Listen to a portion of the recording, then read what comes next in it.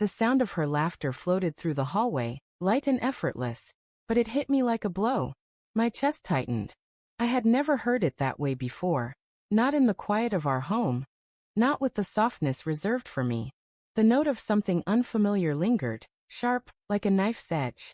I froze, clutching the letter she had left on the kitchen counter. Her work trip, excuse sprawled in neat handwriting. The air smelled faintly of her perfume, too sweet, too deliberate. I tried to convince myself it was nothing. A dinner with colleagues, a friend's visit. Rationalizations came too easily at first. I had seen the small signs. The whispered phone call she quickly silenced, the distracted smiles, the distant eyes. But I had buried them under love, under years of shared mornings and quiet nights.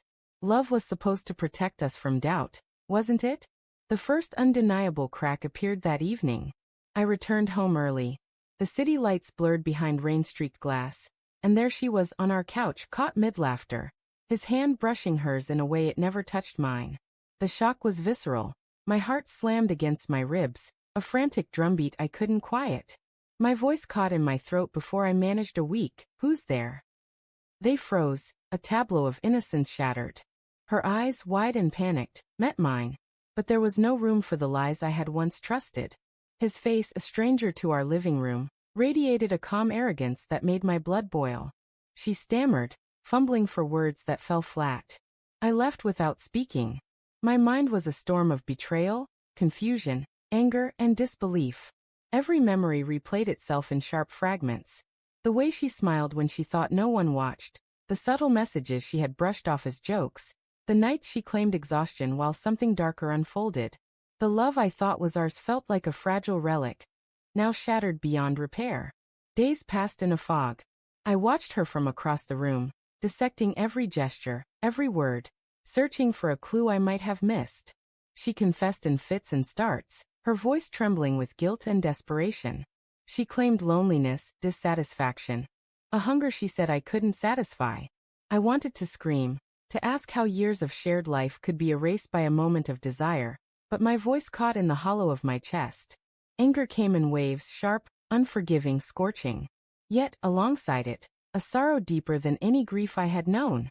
The betrayal wasn't just an act. It was a rupture of trust, a fracture in the foundation we had built together. I questioned myself, our past, the very essence of love. Could I have seen it sooner? Should I have? Then came the confrontation.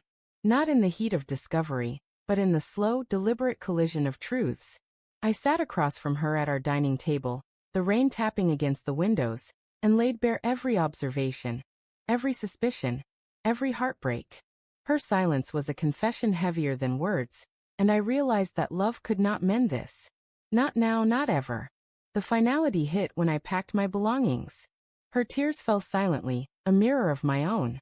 The house, once filled with warmth and laughter, felt hollow, haunted by the shadow of what had been. I walked out, leaving behind the echo of her betrayal, the scent of her perfume, and the memory of hands that belonged to someone else.